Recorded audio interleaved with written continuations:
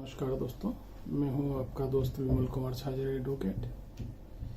दोस्तों, honourable supreme court ने अग्रिम जमानत के बारे में एक महत्वपूर्ण मार्गदर्शी सिद्धांत जारी किया, जिसमें हाई कोर्ट और सेशंस कोर्ट द्वारा जो जमानत की शर्तें रखी जाती है उनके बारे में एक बड़ा अच्छा स्पष्टीकरण जारी किया। ये जो criminal appeal honourable supreme court में थी, मोहम्मद साबिर विरुद्ध स्टेट ऑफ बिहार का केस था।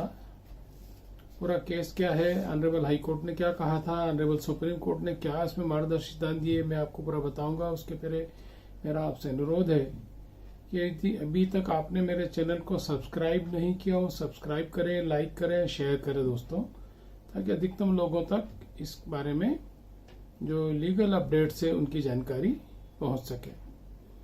दोस्तों, इसमें जो पिटिशनर था उसके द्वारा धारा 438 दंड प्रक्रिया संहिता के तहत अग्रिम जमानत का एक आवेदन प्रस्तुत किया था, जिसमें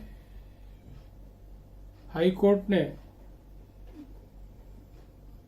यह आदेश 7 जुलाई 2022 को यह आदेश जारी किया और हाई कोर्ट ने कहा कि पिटिशनर यदि ट्रायल कोर्ट गिरफ्तार करे या ट्रायल कोर्ट में सरेंडर करे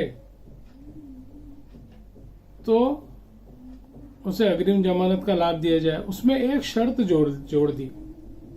उन्होंने एक शर्त ये जोड़ दी, इस आदेश के 6 सप्ताह के अंदर उपस्थित हो तो उसे 10,000 की जमानत न्यायालय की संतुष्टि लायक देने पर छोड़ दिया जाए। यहाँ पर ऑनरेबल सुप्रीम कोर्ट ने बड़ा स्पष्ट व्यू प्रकट किया और चूंकि इसमें 438(2) की जो शर्तें हैं वो भी जोड़ दी गई थी।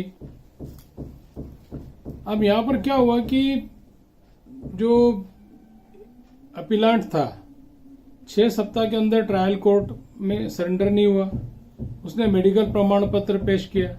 शासन ने कहा कि मेडिकल प्रमाण पत्र फर्जी है। हाई कोर्ट में जो अपीलांट था उसने संशोधन का आवेदन भी लगाया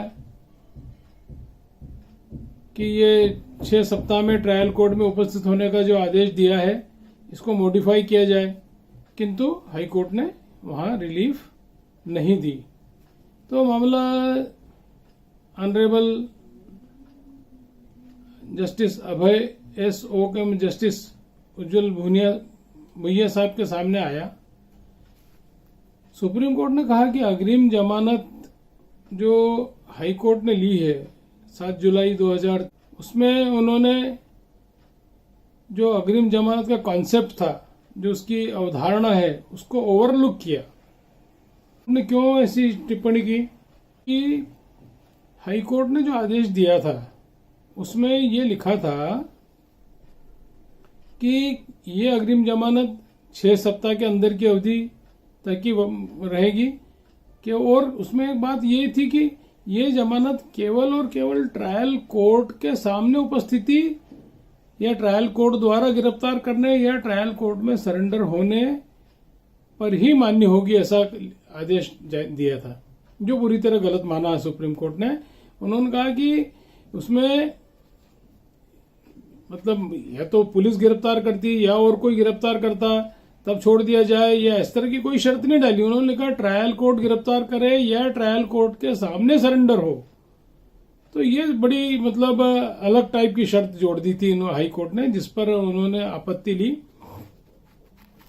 तो यहां पर उन्होंने जो शर्त हाई कोर्ट ने जोड़ी थी उसको उन्होंने मॉडिफाई कर दिया, संशोधित कर दिया।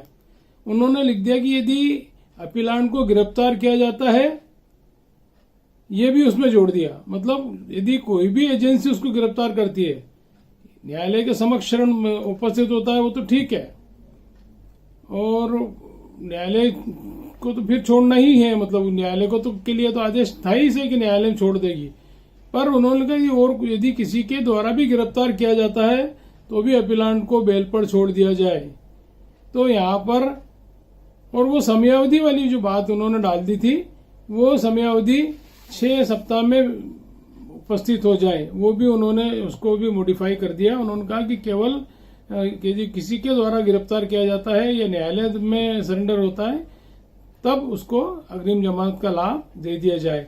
तो यहाँ दोस्तों उन्होंने ये कहा कि ऐसी शर्त नहीं जोड़ी जाना चाहिए कि कोई समयावधि उसमें निश्चित डाल दी जाए कि इतनी समयावधि में उपस्थित है, जबकि उसको यदि किसी एजेंसी को आवश्यकता होगी तो निश्चित रूप से वो गिरफ्तार करेंगे, तब वो अपने आप जो अग्रिम जमानत का आदेश है वो अस्तित्व में रहेगा, उसको लाभ मिल जाएगा उसमें। तो ये अभी लेटेस्ट जजमेंट मार्च 2024 का है दोस्तों। नमस्कार।